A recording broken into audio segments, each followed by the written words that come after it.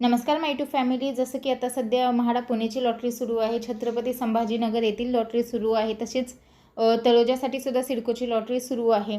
तर त्याच्यामध्ये कुठे ना कुठे म्हाडाची मुंबई लॉटरीची प्रतीक्षा जे करत आहेत त्यांच्यासाठी ही अपडेट आहे। तर सर्वप्रथम म्हाडाची जी गेल्या वर्षीची सोडत आहे 4082 घरांची, त्याच्यापैकी केवळ 2726 घरांची विक्री झालेली आहे। म्हाडाच्या मुंबई मंडळाने ऑगस्ट 2023 मध्ये काढलेल्या सोडतीतील घरांची विक्री किंमत अदा करण्याची मुदत नुकतीच संपुष्टात आली आहे। तर म्हाडा मुंबई लॉटरीबद्दल काय अपडेट आहे, चला पाहूया सविस्तर माहिती।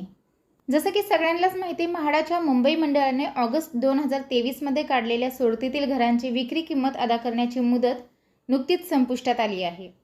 या विहित मुदतीत 4082 पैकी केवळ 2726 घरांची विक्री झाली असून 1281 घरांची विक्री झालेली नाही आहे। याच्यामध्ये दादरमधील भोगवाटा प्रमाणपत्र न मिळालेली 75 घरे वगळून सांगितलेली आहे। महत्त्वाचे म्हणजे सर्वांचे लक्ष लागलेले ताडदेवमधील सर्वात महागड्या 7.5 कोटी रुपयांचा एकही घराची विक्री झालेली नाही। एकूणच काय तर मोठ्या संख्येने मुंबईतील घरे विक्री विना रिक्त राहणार असल्याने आता मुंबई मंडळाने घराची रक्कम भरण्यासाठी 15 दिवसांची मुदतवाढ देण्याचा प्रस्ताव आणला आहे। तर व्हिडिओ संपूर्ण ऐका म्हणजे तुम्हाला कळेल आगामी लॉटरीबद्दल। तर मुंबई मंडळाने मुंबईतील विविध ठिकाणच्या 4082 घरांसाठी 14 ऑगस्ट 2023 रोजी सोडत काढली होती। या घरांसाठीच्या अंदाजे 3500 विजेत्यांना स्वीकृती पत्र दिले। सप्टेंबरमध्ये देकार पत्र पाठवून त्यांच्याकडून घरांची विक्री किंमत भरून घेण्यास सुरुवात केली। घरांची संपूर्ण विक्री किंमत भरण्याची मुदत 18 मार्च रोजी संपुष्टात आली। या विहित मुदतीत 2726 विजेत्यांनी घरांची संपूर्ण रक्कम भरून ताबा घेतला असून यातून मुंबई मंडळाला अंदाजे 1400 कोटी रुपये महसूल मिळाल्याची माहिती मंडळातील वरिष्ठ अधिकाऱ्यांनी दिली। अत्यल्प गटातील 2790 पैकी 1862, अल्प गटातील 1034 पैकी 782, मध्यम गटातील 138 पैकी 56 घरे विकली गेली आहेत। उच्च गटातील 120 पैकी 26 घरांची एकूणच 4082 पैकी 2790 घरांची विक्री झाली असून 1281 घरांची विक्री झालेली नाही। तर दादरमधील अल्प आणि मध्यम गटातील 75 घरांना डिसेंबर 2024 मध्ये भोगवाटा प्रमाणपत्र मिळणार आहे। त्यामुळे या घरांची विक्री 2025च्या सुरुवातीला होण्याची शक्यता आहे। 72 विजेत्यांचे घरांचे वितरण रद्द करण्यात आल्याने रिक्त घरांमध्ये त्यांचाही समावेश आहे।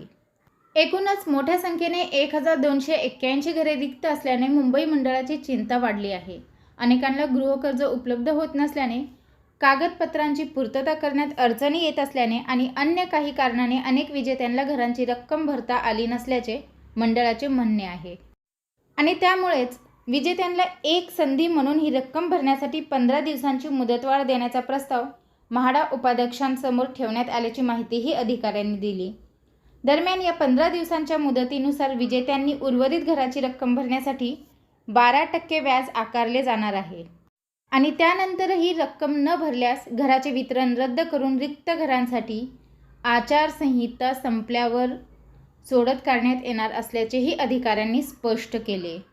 त्याच्यावरून हे लक्षात येते की म्हाडा मुंबईची जी लॉटरी आहे, जी एप्रिलमध्ये येणार होती, ती काही एप्रिलमध्ये येईल असं वाटत नाही। आचारसंहिता संपल्यानंतर पुढे यांचं म्हाडा मुंबईच्या लॉटरीबद्दलचे जे कामकाज आहे ते सुरू होईल।